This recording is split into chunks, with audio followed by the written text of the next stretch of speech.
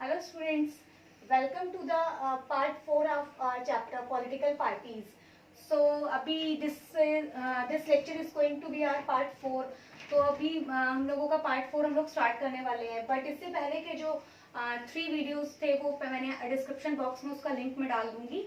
तो सबसे पहले आप उन लेक्चर्स को देखिएगा consecutively, then you should proceed towards the part 4 of the this chapter. सो अब हम लोग बात करते हैं इस चैप्टर के जो नेक्स्ट टॉपिक है that is national political parties. तो हम लोग नेशनल पॉलिटिकल पार्टीज हमें पता होना चाहिए इंडिया में कौन कौन सी हैं, कितनी हैं एंड क्या क्या उनके बारे में जो बहुत इंपॉर्टेंट इन्फॉर्मेशन है वो मैंने यहाँ पर मेंशन कर दी है. ठीक है, तो अब हम लोग बात करते हैं. देखिए इंडिया में total there are 8 major political parties at central level. National level पे 8 पॉलिटिकल पार्टीज हैं. The first one is the BJP, Bharatiya Janata Party. Then INC, Indian National Congress. Then BSP, Bahujan Samaj Party. Then NCP, National Congress Party. Then CPI, Communist Party of India. Then CPIM, Communist Party of India, Marxist. Then AITMC, कई जगह पर आप AITC भी देखेंगे, so no issue is there.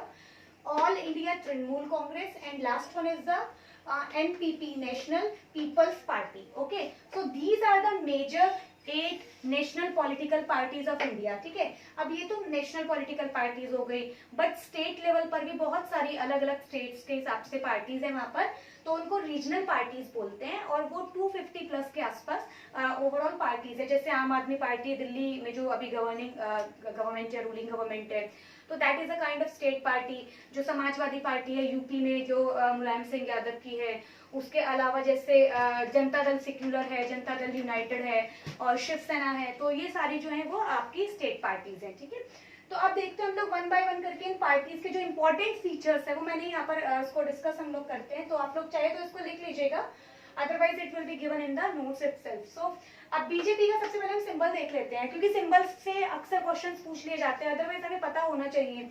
तो देखिए BJP का जो सिंबल है that is a lotus. Okay, lotus.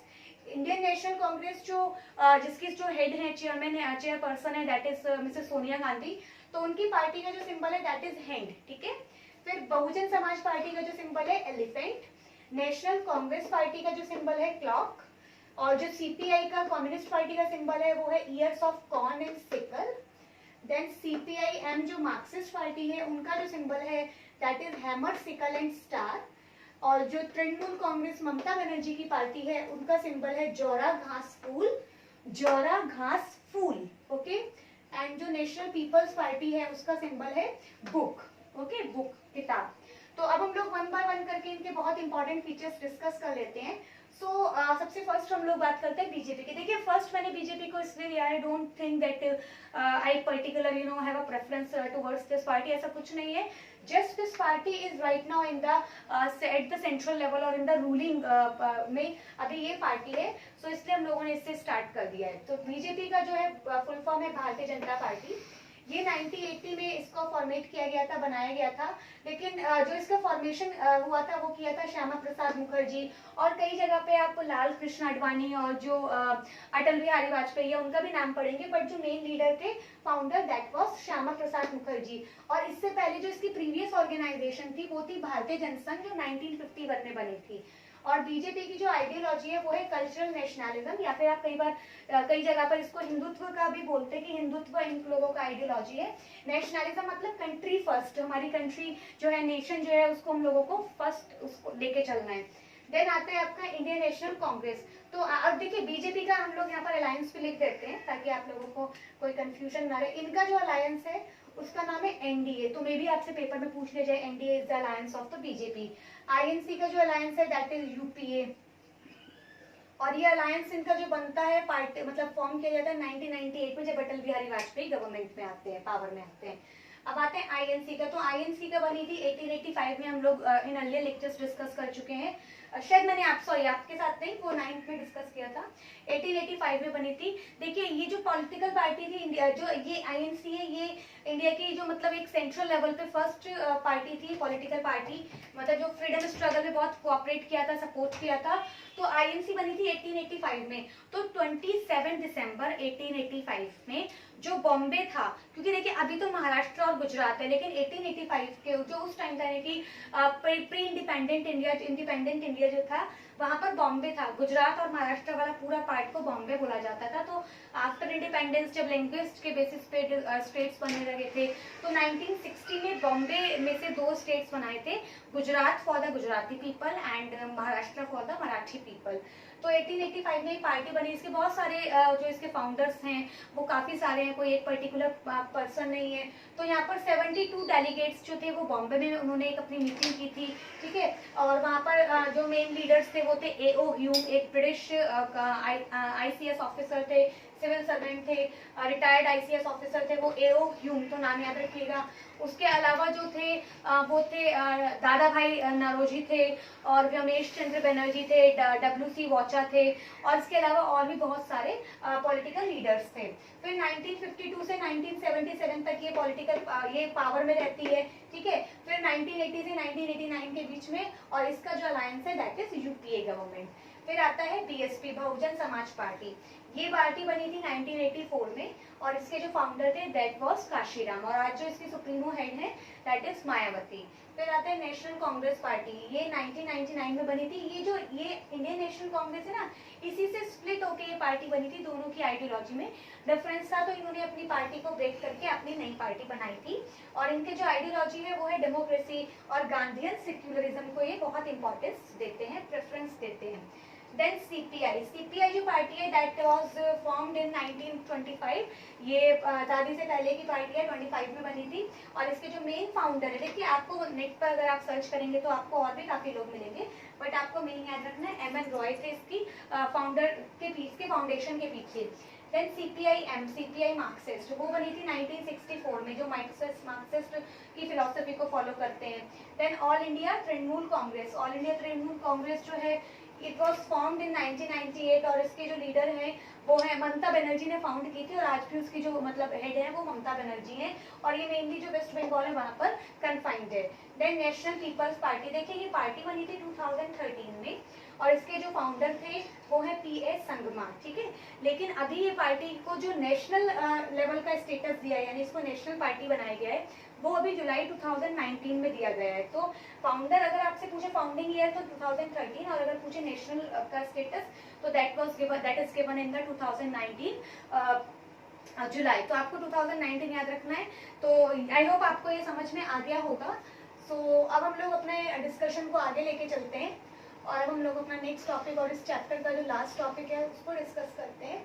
तो अब हम लोगों का जो लास्ट टॉपिक यहाँ पर बचता है वो टॉपिक है हम लोगों का कि what are the present challenges, क्या चैलेंजेस है पॉलिटिकल पार्टीज को इंडिया में, या क्या क्या प्रॉब्लम्स उनके थ्रू फेस की जा रही हैं, या क्या क्या रिफॉर्म्स की ज़रूरत है इंडियन पॉलिटिकल पार्टीज में, ताकि जो पूरा सिस्टम है it could be reformed.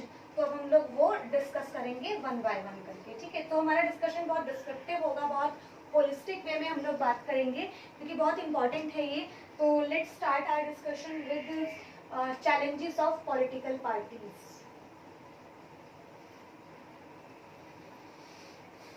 Political parties, okay. तो let's start with the first one. देखिए फर्स्ट पॉइंट आता है इसमें lack of internal democracy.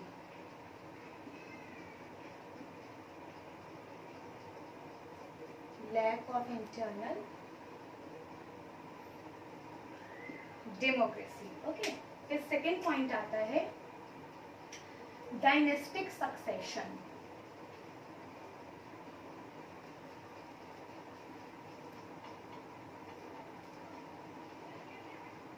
Then next आता है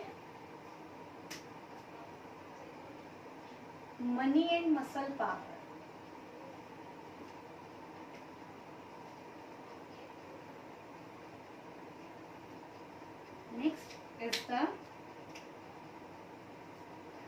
Next is criminalization of politics.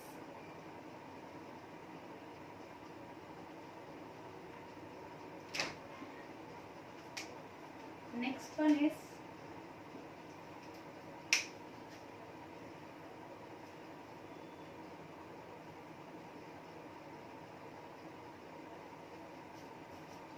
Next one is the reformation of political parties.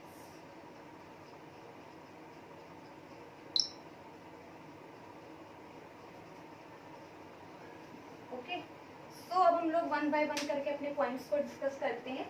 सो देखिए challenges क्या है. इट मीन्स कुछ प्रॉब्लम्स है जो फेस की जा रही है जो पॉलिटिकल पार्टीज है उनके थ्रू. तो क्या क्या हम लोगों को रिफॉर्म्स की जरूरत है पूरे सिस्टम में, so that the system could be govern in the better way, और मतलब जो पॉलिटिकल सिस्टम है वो हम लोगों का करप्शन फ्री हो जाए. एक मतलब जो भी मिसलीडिंग पॉइंट्स है, जो भी प्रॉब्लम है सिस्टम में, वो सारे के सारे उनको हम लोग मतलब स्किप कर सकें. सो सबसे पहला चैलेंज जो है पॉलिटिकल पार्टीज का इंडिया में, ये इंडिया स्पेसिफिक पॉइंट्स है हम लोगों के. So lack of internal democracy. सबसे पहले तो जो हम लोगों की पॉलिटिकल पार्टीज है, lots of people are working in a single political party, तो वहां पर इंटरनल डेमोक्रेसी नहीं है. अब इंटरनल डेमोक्रेसी का मतलब क्या होता है कि पॉलिटिकल पार्टीज के का जो इंटरनल स्ट्रक्चर है वहीं पर उनमें डेमोक्रेसी नहीं है, कंसेंसस नहीं है. कुछ लोगों का ओपिनियन कुछ और है, कुछ लोगों का कहना कुछ और है, कुछ लोगों का थिंकिंग लेवल कुछ और है, उनके जो पॉइंट्स हैं they are the conflicting points. तो internally the people are differed, the people are split, वो स्प्लिटेड है. ठीक है, तो इंटरनल डेमोक्रेसी लाना यानी कि सबको डेमोक्रेट करना, यानी कि every person, every member of the party is equal. सबका जो कहना है, सबका जो मतलब डिसीजन है, ओपिनियंस है, that should be given the equality in the within the party system. Okay, then next आता है डायनेस्टिक सक्सेशन.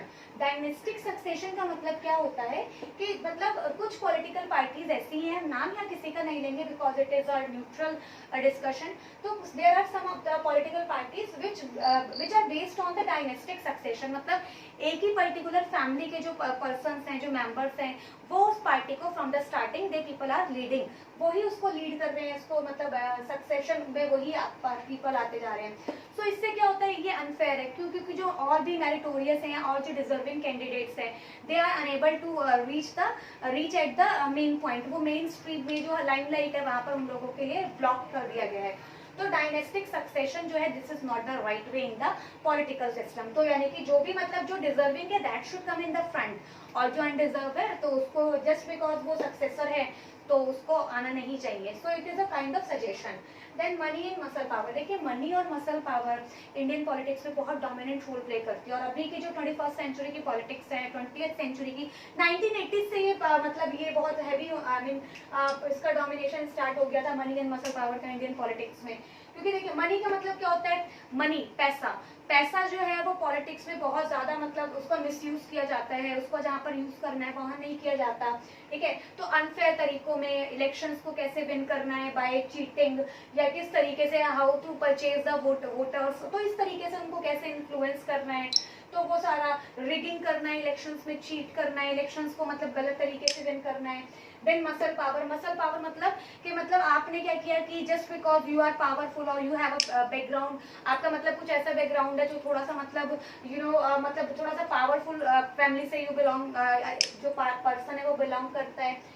तो मसल पावर और मनी पावर बहुत डोमिनेंट रोल प्ले करते हैं इंडियन पॉलिटिक्स में, but this is not the good way. वो good way इसलिए नहीं है क्योंकि देखिए इससे क्या होता है कि जो मनी और मसल पावर है मतलब इसका बहुत नेगेटिव इम्पैक्ट पड़ता है पॉलिटिक्स में. वो इसलिए क्योंकि जो पावरफुल पर्सन है that person will only be able to come in the politics. वही पावर में आएगा, वही मतलब उसमें सिस्टम में आगे आएगा, लेकिन जो डिजर्विंग है अगेन वो पीछे रह जाएंगे. फिर आता है क्रिमिनलाइजेशन ऑफ पॉलिटिक्स. यस, अब जो इंडियन पॉलिटिक्स है वो क्रिमिनलाइज्ड होती जा रही है.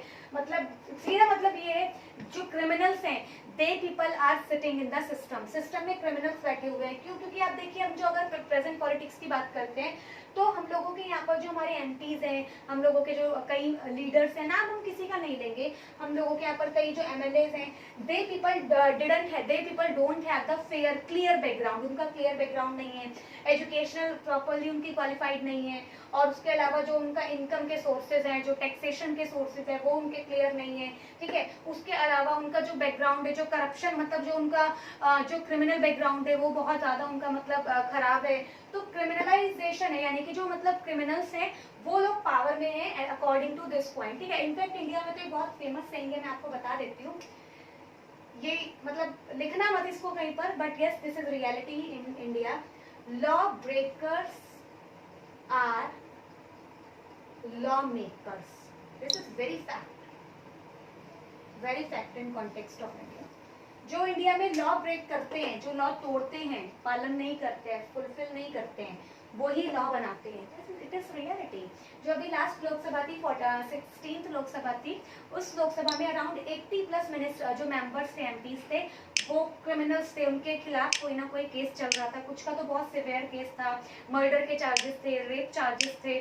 तो मतलब वो क्रिमिनल्स हैं, तो they people are law breakers. उन्होंने लॉ ब्रेक किया already, but still they people are sitting in the power, वो पावर में है। तो law breakers are law makers in India. तो ये क्रिमिनलाइजेशन के लिए है explanation. Then reformation of political parties. तो अब देखिए पॉलिटिकल पार्टीज को रिफॉर्म करने की बहुत ज्यादा जरूरत है। तो सबसे पहले तो क्या करना पड़ेगा, ऐसे लॉज बनाने चाहिए कि जो मतलब जो पूरा का पूरा जो इंटरनल डेमोक्रेसी है उसको रिफॉर्म कर सके। डायनेस्टिक सक्सेशन वाला जो सिस्टम है थोड़ा सा इसको साइड में कर सके।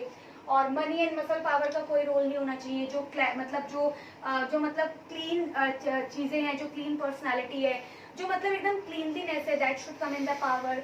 क्रिमिनलाइजेशन नहीं होना चाहिए। The people with the fair background, the clear background, they should come in front in the politics. और ओवरऑल उन लोगों को अपने पॉलिटिकल सिस्टम को रिफॉर्म करना है। कैसे? चेंजेस लाके, because change is the law of the nature. तो अच्छे चेंजेस के थ्रू हम लोग क्या कर सकते हैं, अपने सिस्टम को इम्प्रूव कर सकते हैं, बेटर बना सकते हैं और ओवरऑल अपने कंट्री का डेवलपमेंट कर सकते हैं। तो आई होप आपको ये समझ में आया होगा। और जो भी आप लोगों के डाउट्स रहते हैं वो आप लोग मुझे कमेंट सेक्शन में बता दीजिएगा। सो हम लोग अब मिलते हैं अपने नेक्स्ट चैप्टर के साथ। Till then, thank you.